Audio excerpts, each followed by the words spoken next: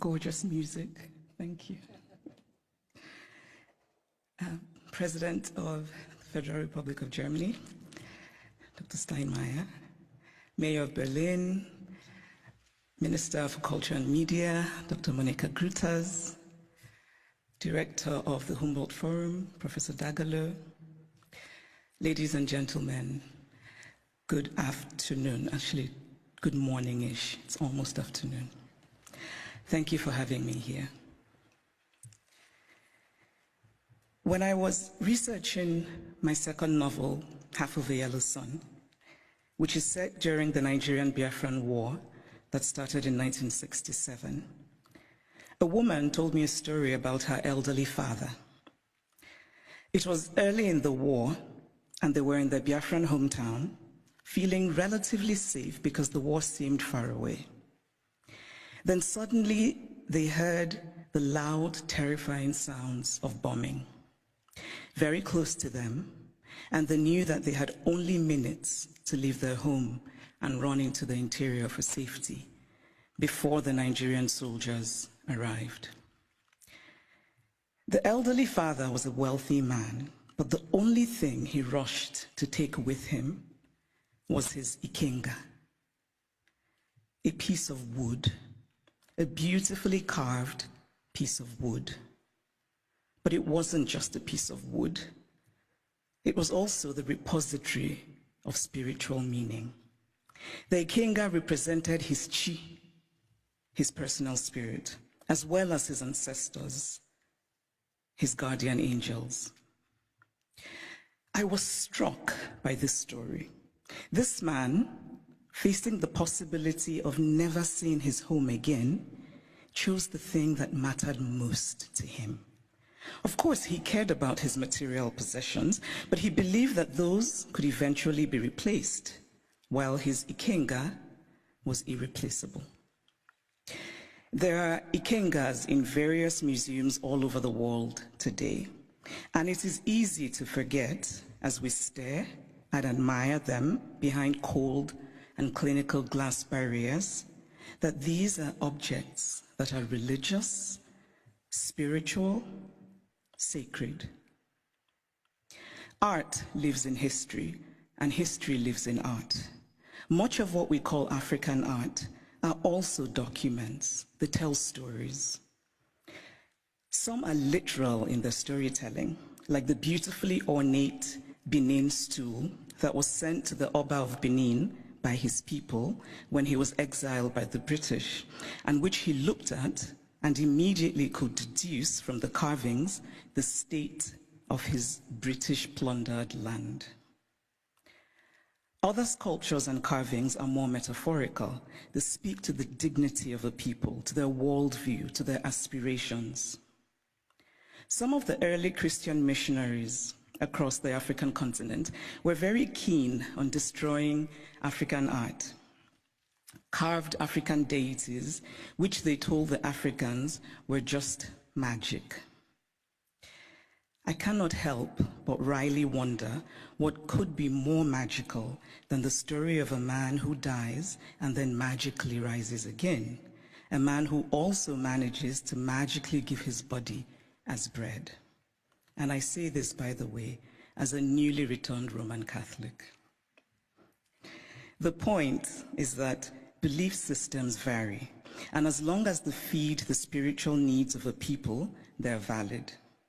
We cannot be dismissive of a belief system merely because it is unfamiliar to us, just as we cannot be dismissive of a history because we are uncomfortable with it. So I'd like to tell a small story about a Nigerian woman who's married to a Belgian and has lived in Belgium for many years. She said once that she was shocked that her son, while being taught Belgian history, was taught nothing about Congo.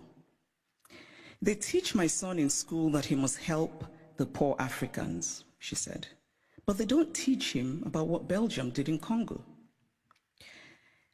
Now, if her son does not learn that the modern Congo state began 100 years ago as the personal property of a brutal Belgian king who was desperate to get wealthy from ivory and rubber, If Hassan does not learn that the hands of Congolese people were chopped off with rusty axes for not producing enough resources to meet a task, because we collectively acknowledge that it is so.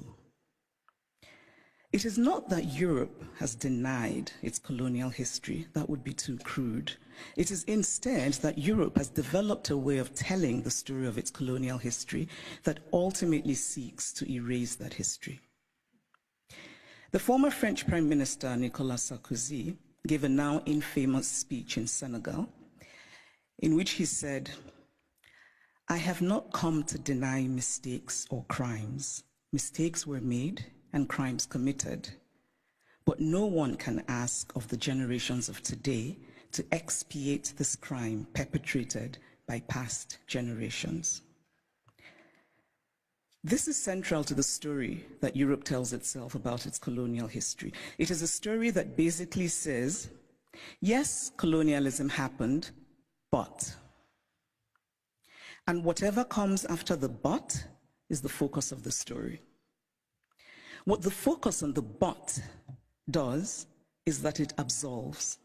It frees Europe of responsibility, of a significant and traceable connection to the African present, and it allows Europe the glow of charity. But the truth is that the past does not merely tell us what happened yesterday, it also illuminates what happens today.